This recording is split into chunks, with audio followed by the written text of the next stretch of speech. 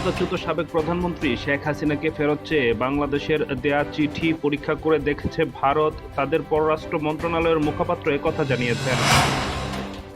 একটি দল দেশে বিশৃঙ্খলা সৃষ্টির চেষ্টা করছে বলে অভিযোগ করেছেন বিএনপির মহাসচিব মির্জা ফখরুল ইসলাম আলমগীর। অতীত জামানার মতো দেশে আর ভোট খেলা চলবে না বলে হুঁশিয়ারি দিয়েছেন বিপ্লবী ওয়ার্কার্স পার্টির সাধারণ সম্পাদক সাইফুল ইসলাম। চট্টগ্রাম বন্দরে টার্মিনাল ও স্থাপনা ইজারা দেয়া বন্ধের দাবিতে 5 ডিসেম্বর সারা দেশে মশাল মিছিল ও সমাবেশের ডাক দিয়েছে শ্রমিক কর্মচারী ঐক্য পরিষদ।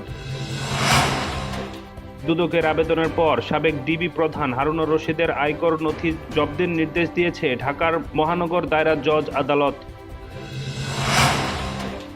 ত্রয়োদশ জাতীয় সংসদ নির্বাচনকে সামনে রেখে জেলা প্রশাসকের পর এবার 166 উপজেলায় নির্বাহী কর্মকর্তার রদবদল আনল অন্তর্বর্তী সরকার।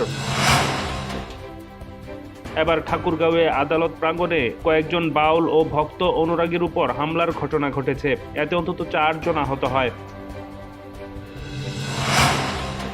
ডিসেম্বর মাস থেকে করাচি ও ঢাকার মধ্যে সরাসরি ফ্লাইট চালুর সম্ভাবনা রয়েছে বলে জানিয়েছে পাকিস্তানে নিযুক্ত বাংলাদেশের হাই কমিশনার ইকবাল হুসাইন খান।